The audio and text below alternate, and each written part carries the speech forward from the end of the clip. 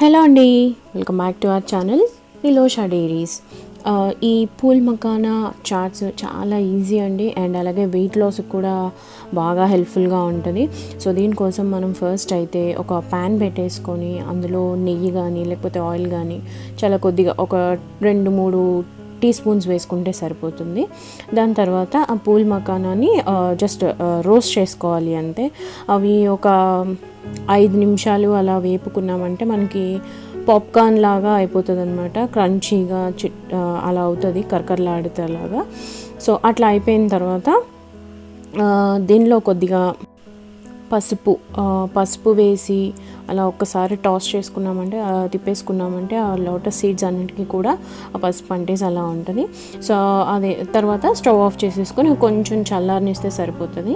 తర్వాత ఇట్లాగ చల్లారేలోపు కొద్దిగా ఉల్లిపాయ ముక్కలు, ఒక టమాటో, అలాగే కొంచెము పచ్చిమిరపకాయలు చిన్న చిన్న ముక్కలుగా కట్ చేసుకొని పెట్టుకొని అవి పూల్ మకానా ఆరిపోగానే అందులో జస్ట్ కొంచెము మనము కట్ చేసి పెట్టుకున్న ఉల్లిపాయలు, అలాగే టొమాటో, పచ్చిమిరపకాయలు ఇవన్నీ వేసేసుకొని ఒకసారి కలిపేసుకోవాలి. తర్వాత ఇలా కలిపేసి పెట్టుకున్న తర్వాత పైన కొంచెం సాల్ట్, అలాగే కొంచెం చాట్ మసాలా వేసుకొని తింటే చాలా బాగుంటుంది. అండ్ ఇది సాలడ్స్ లాగా తినొచ్చు, ఈవినింగ్ టైం స్నాక్గా కూడా బాగుంటుంది. అండ్ నైట్ డిన్నర్గా కూడా తీసుకుంటే మనకి వెయిట్ లాస్కి బాగా హెల్ప్ అవుతుందంట ఈ సాలడ్, ఈ చాట్ కానీ ఏదైనా కానీ.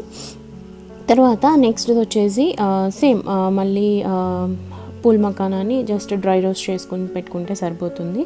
ఇట్లా రోస్ట్ చేసేసుకున్న తర్వాత ఇవి కొంచెం చల్లారనివ్వాలి. అంటే మరీ చల్లారిపోని అవసరం లేదు, కొద్దిగా గోరువెచ్చగా అయ్యేదాకా ఉంచుకొని ఇప్పుడు ఒక బౌల్లో కొద్దిగా ధనియాల పొడి, ఒక 1/2 టీ స్పూన్ ధనియాల పొడి, అలాగే ఒక 1/2 టీ స్పూన్ జీలకర్ర పొడి, తర్వాత ఒక చిటికెడు చాట్ మసాలా, అలాగే కొద్దిగా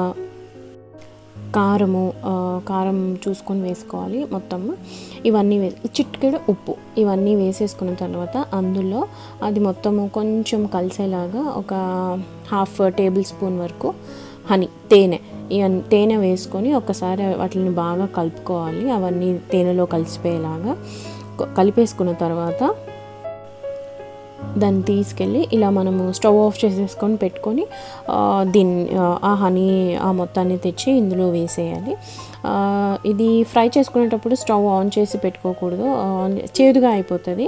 సో అందుకని స్టవ్ ఆఫ్ చేసేసి మనం కలుపుకున్న ఈ మిక్స్చర్ అంతా కూడా తీసుకెళ్ళి అందులో వేసేసుకొని ఒక 2 నిమిషాలు తిప్పేసుకుంటే సరిపోతుంది. దానికి బాగా పట్టేలాగా లోటస్ సీడ్స్ అన్నిటికీ పట్టేలాగా తిప్పేసుకోవాలి.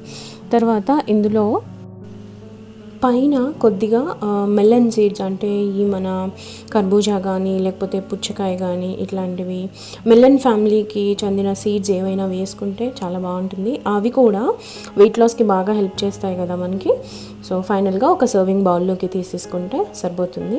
ఇదైతే కొంచెం కారంగా, పుల్లగా, తీయగా చాలా బాగుంటుంది ఇది. సో ఇవి ఈ 2 రెసిపీస్ వెయిట్ లాస్కి బాగా హెల్ప్ చేస్తాయంట. సో ఫైనల్గా అయితే ఇది ఆ 2 రెసిపీలు. ఈ వీడియో కనుక నచ్చినట్లయితే లైక్ చేయండి, షేర్ చేయండి, అండ్ అలాగే నా ఫర్దర్ వీడియోస్ కోసం నా ఛానల్ని సబ్స్క్రైబ్ చేసుకోండి. Thank you.